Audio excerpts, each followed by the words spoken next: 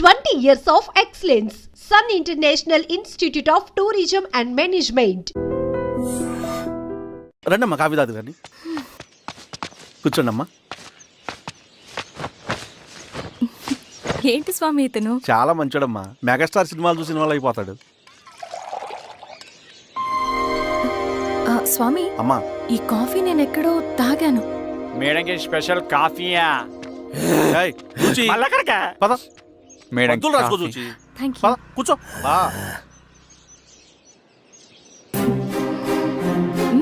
Coffee బాగుంది. ఎవరు చేశారు?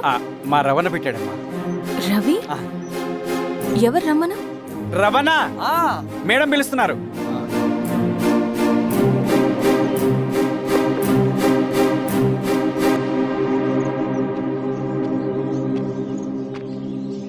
ఇతనే రవణ. శిరీష మీరా? రవి నువ్వేంటి ఇక్కడ? కాఫీ బాగుందా? చాలా. అది కాదు రవి, నువ్వు ఇక్కడ. ఈ హోటల్ మనోల్దే. మన ఫ్రెండ్స్ అందరు బాగున్నారా? చాలా బాగున్నారు. అవును మీరేంటి? ఏమైంది అన్నా అన్నా ఏమైందన్నా? అన్నా లే అన్నా. స్వామి త్వరగా కారుగా. జాగ్రత్త అన్నా త్వరగా పట్టిది అన్నా. అన్నా త్వరగా పోనీ.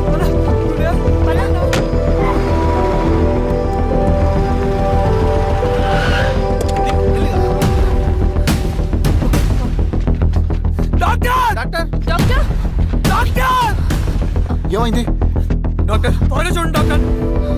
లోపలికి తీసుకురండి.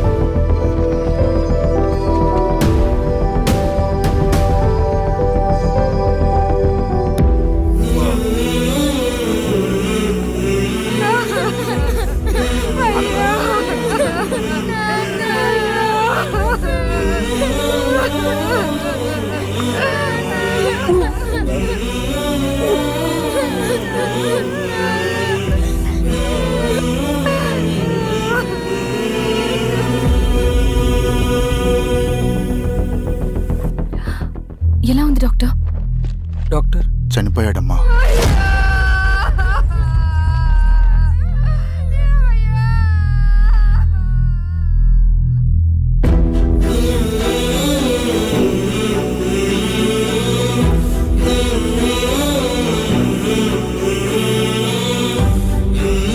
ఆ పేపర్స్ ఏంటి రవి? అతని భూమికి సంబంధించిన పేపర్స్. ఒక సంవత్సరం నుంచి ఈ పేపర్స్ పట్టుకుని ప్రతిరోజు ఎంఆర్ ఆఫీస్ చుట్టూ తిరిగేవాడు. భూమిని తాకట్టు పెట్టి అప్పు తీసుకున్న పాపానికి టైంకి వడ్డీ కట్టలేదని అప్పిచ్చిన ఆ దొర ఎంఆర్ఓ ఆఫీస్లో లంచం ఇచ్చి భూమిని తన పేరు మీద రాయించుకున్నాడు. ఈ ఎంఆర్ఓ ఆఫీస్లో ఎవరు నిజాయితీగా పనిచేయట్లేదండి. చెట్టు కట్టి నరకాలు ఒక్కొక్కడిని. నరికేయడం ఏంటి రవి? నువ్వు కాగితం మీద ఒక బొమ్మ గీస్తావు, ఒక చోట సరిగ్గా రాదు, ఏం చేస్తావు? ఎరేజర్తో సరిచేస్తావా, లేకుంటే ఆ పేపర్ని చింపేస్తావా? మరి మనుషుల విషయంలో ఎందుకు రాదు ఆ ఆలోచన? తప్పు చేసిన ప్రతి ఒక్కరిని నరుక్కుంటూ పోతే చివరికి మిగిలేది మనుషులు కాదు, శవాలు.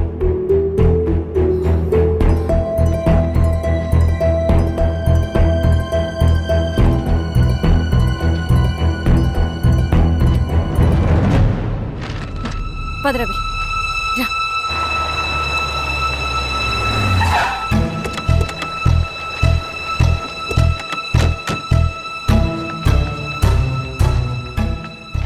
పానుకోటి నర్సయ్య ల్యాండ్ ఎవరు చూస్తున్నారు? మీరెవరు? ఇదిగోండి అప్లికేషన్. ఇది డిస్ప్యూట్ ల్యాండ్, ఎవడేం చేయలేడు. నీ నిర్లక్ష్యం, నీ లెక్కలేనితనం వల్ల ఒక నిండు ప్రాణం పోయింది. ఒక కుటుంబమే రోడ్డు మీద పడింది తెలుసా? ఏంటమ్మా గొడవ?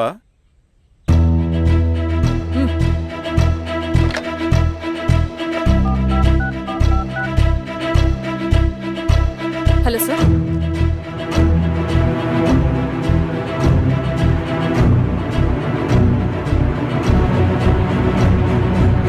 Okay sir. You are dismissed. Peon, నేను ఒక పేపర్ ఇస్తాను, అది కలెక్టర్ గారికి ఫ్యాక్స్ చేయి. అలాగే మేడం. ఎవరమ్మా మీరు? ఈ ఊరికి కొత్తగా వచ్చిన ఎంఆర్ఓ.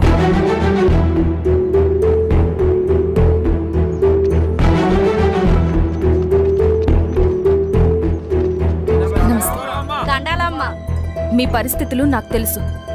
పని చేస్తేనే మీకు పూట గడుస్తుంది. పనులు మానుకుని మీరు ఈ ఆఫీస్ చుట్టూ తిరగాల్సిన అవసరం లేదు. మరి ఎట్టాగమ్మా? నేనే మీ ఊరొస్తాను. ఆ రోజు అరగంట వీలు చూసుకుంటే చాలు, మీ పని పూర్తయిపోతుంది.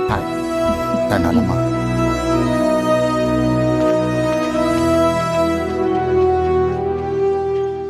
ఎన్నిసార్లు తుడుచుకున్నా పోతాయి, కానీ వీళ్ళ నిర్లక్ష్యంతో పేదవాళ్ల ప్రాణాలే పోతున్నాయి. అన్నయ్య, మన ఊరి సమస్య పేదరికం కాదు, నక్సలిజం. నాలాంటి ప్రభుత్వ ఉద్యోగులు వాళ్ళ డ్యూటీలు సక్రమంగా చేయకపోవడం వల్ల విసిగిపోయిన జనం అడవిలో వాళ్ల హెల్ప్ తీసుకుంటున్నారు. ఒక వ్యవస్థ ఇక్కడ సరిగ్గా పనిచేయనందుకే మరో వ్యవస్థ అక్కడ పుట్టింది. అందుకే నా పన్నం చేయనివ్వండి. స్నానం చేసి రండి, భోజనం చేద్దాం.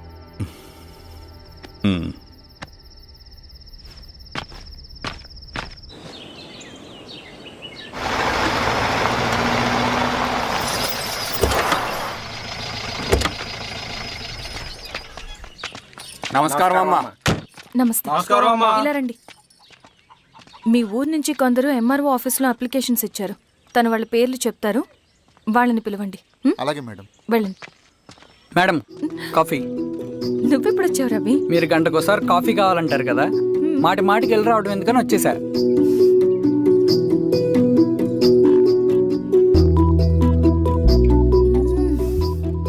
రవి, ఈ కాఫీ కోసమైనా నేను పెళ్లి చేసుకోవచ్చు. అదేంటి అలా అనేసారు? That's a compliment. భలే వారండి బాబు. దండాలమ్మా. నమస్తే. ఇలా ఇవ్వండి. చెప్పండి, మీ సమస్యలేంటో. పేరు తలుపుల వీరాంజనేయులు. ఉన్నది 3 ఎకరాల పొలం. చిన్నుపాటి ధనుంజయరావు అనే మహానుభావుడు అందులో 2.5 ఎకరాల భూమిని తన పేరు మీద రాయించుకున్నాడు.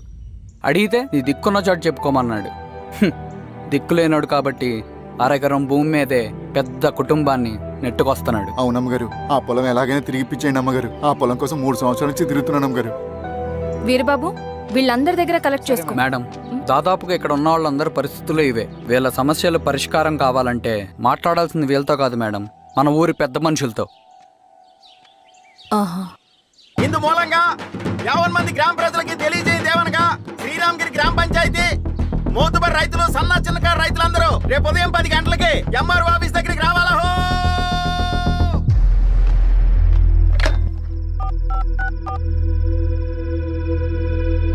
హలో, ఎవరు? నమస్తే బాబాయ్, నేను ఈశ్వర్ రెడ్డి. ఎలా ఉన్నావు? బాగున్నా. చెప్పు బాబాయ్, శిరీష్ ఎంఆర్ ఆఫీస్లో భూ సమస్యల గురించి రేపు మీటింగ్ ఏర్పాటు చేసింది. ఈ విషయం మన వాళ్ళంతా ఎలా తీసుకుంటారో అర్థం కావట్లేదు. అందుకనే మీకు ఫోన్ చేశాను. శిరీష్ చెప్పింది చేయండి, అదే మనకు కలిసి వస్తుంది. సరే బాబాయ్, ఉంటాను.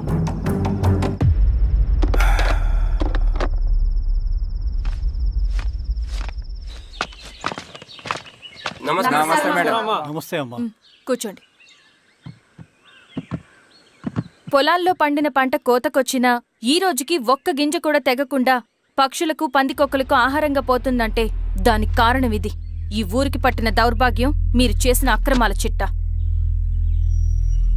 కడుపు మంటతో ఉన్నవాళ్లు మీరు చెప్పిన కూలీకొచ్చి ఎందుకు పనిచేస్తారు? దౌర్జన్యాలు చేసి దిక్కున్న చోట చెప్పుకోమన్నారు. ఇప్పుడు అడవే వాళ్ళకి దిక్కైంది. అది ఎవరి తప్పు? మొత్తం 100 ఎకరాల పైచిలుకు భూమి వాళ్ల దగ్గర దౌర్జన్యంగా లాక్కుని ఇన్ని సంవత్సరాలుగా మీరు అనుభవిస్తూ ఉన్నది. మీ అంతట మీరుగా తిరిగిచ్చేస్తారా, లేదా చట్టం ఎలా పనిచేస్తుందో మీకు చేసి చూపించమంటారా? అలా చేయండి మేడం. నువ్వు ఆగవే నరసింహులు, ఏం చేయాలో మా ఎంఆర్ఓ గారికి బాగా తెలుసు.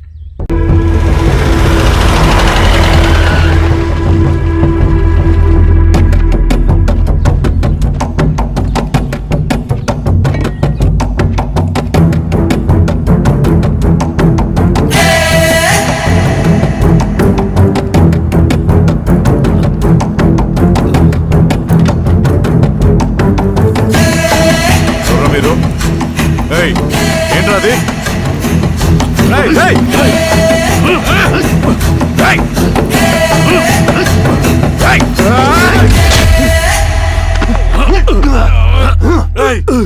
మీరు ఏం కావాలి ఏయ్!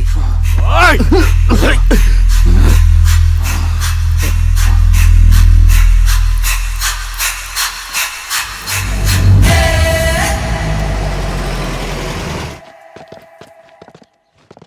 సార్ మన పోలీస్ టీం అడవంతా జల్లెడ పడుతున్నారు సార్.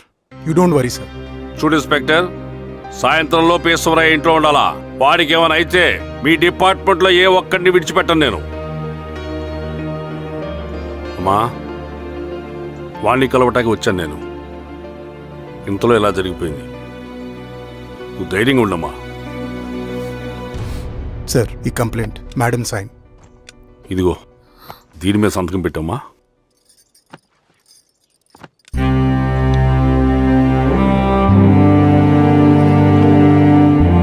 వెళ్ళండి, ముందే లాభం చూడండి.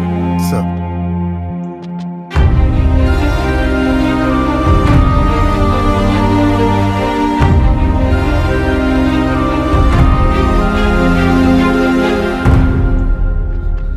అయ్యా అయ్యా అయ్యా, మన పొలంలో అయ్యా ఏమైందిరా? ఈశ్వర్య ఈశ్వర్య ఆ? శవం శవం శవం అయ్యా. చల్లారెడ్డి, పద, పద, పద.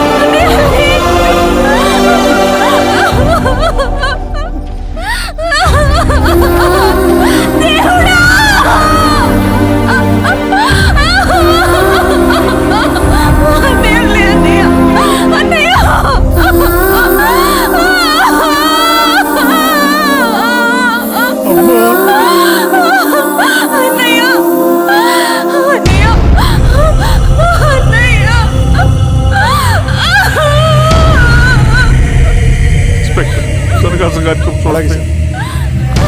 మీరేసా మెట్ క్లియర్ చేయి. మీరందరూ జరగండి మా పక్కకి.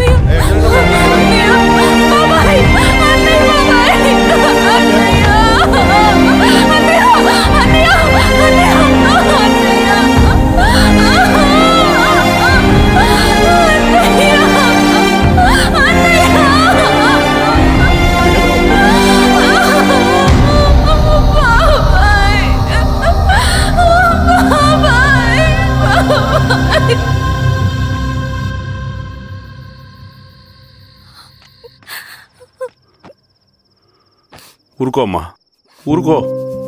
నలుగురికి మంచి చేయాలన్నది మీ అన్నయ్య కళ. అలాంటి వాడిని పొట్టన పెట్టుకున్నారు. ఆ కళ మధ్యలోనే ఆగిపోకూడదమ్మా. ఇందులో సంతకం పెట్టు. బాబాయ్, మీ అన్నయ్య ఆత్మ శాంతించాలంటే నువ్వు ఈ పని చేయక తప్పదమ్మా. కానీ బాబాయ్, నేను ఈ పరిస్థితుల్లో. అమ్మా, పరిస్థితులు చక్కబడాలంటే మనం పవర్లో ఉండాలి. ఇదిగో నువ్వు పెట్టిన ఒక్క సంతకం చాలా మంది జీవితాలు మార్చింది. నువ్వు పెట్టబోయే ఈ సంతకం ప్రజాస్వామ్యాన్ని బతికిస్తుంది. పెట్టమ్మా.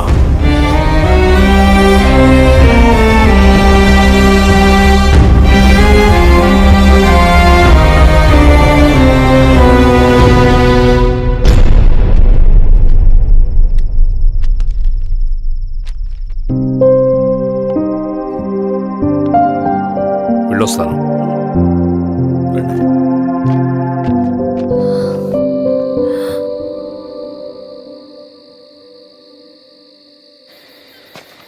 లాల్ సలాం కామ్రేడ్. లాల్ సలాం. పినపాక మండలం జెడ్పీటీసీ అభ్యర్థిగా సురేషారెడ్డి. రవిని పిలిపించు. లాల్ సలాం కామ్రేడ్. లాల్ సలాం. ఎంఆర్ఓ శిరీష ఈ ఎలక్షన్ నుంచి తప్పుకోవాలి. ఏం చేయమంటావు అన్నా? శిరీషని ప్రజాకోర్టులో హాజరుపరచాలి. అది నువ్వే చేయాలి. అన్నా ఎక్కడికి పోతున్నాం మనం? సమసమాజ స్థాపన వైపుకు, బలహీనుని బానిసగా మార్చి దోచుకోవాలనుకునే బలవంతుడి గుండెలు చీల్చే వైపుకు, అభయం ఇచ్చే ఎర్ర జెండా నీడ వైపుకు. రవి, అందుకే ఎలక్షన్ జరగకూడదు. గెలిస్తే మనమే గెలవాలి. డబ్బు, కులం, రాజకీయ కండబలం, సానుభూతి ఓట్లు కానీ గెలవకూడదు. ఈశ్వర్రెడ్డి హత్య జరిగింది కాబట్టి ఈసారి శిరీషకి హై సెక్యూరిటీ ఉంటుంది. జాగ్రత్తగా డీల్ చేయి.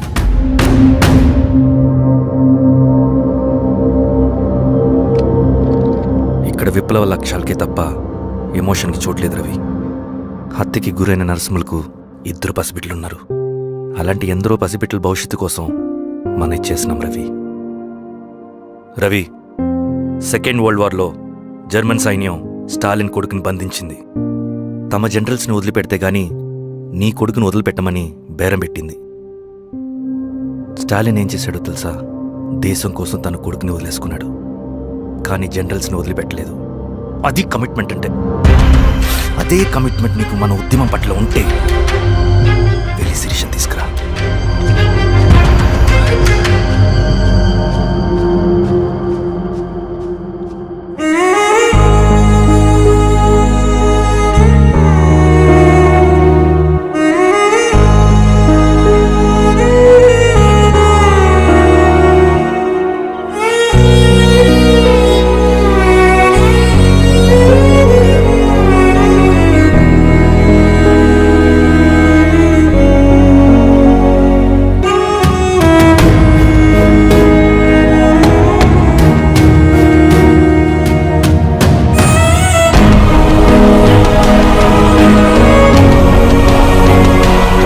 అదే కమిట్మెంట్ నీకు మన ఉద్యమం పట్ల ఉంటే వెళ్ళి శిరీషను తీసుకురా.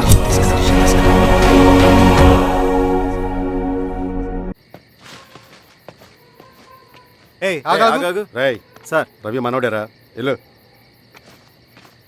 అమ్మా, భోజనం తీసుకురమ్మంటారా? నాకేమొద్దు. భోంచేయకపోతే ఆరోగ్యం పాడవుతుంది శిరీష. నువ్వు వెళ్ళి తీసురా అమ్మా. సరే. రవి, నాకు ఒక మంచి కాఫీ చేసిస్తావా? తలనొప్పిగా ఉంది. చేసిస్తా కానీ తర్వాత నువ్వు భోంచేయాలి.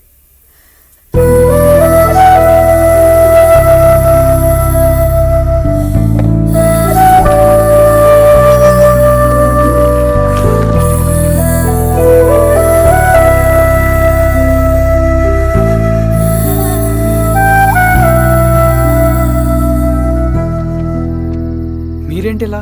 మంచినీళ్ళ కోసం వస్తున్నాను. ఓ, లోపల ఉన్నాయి, పదండి.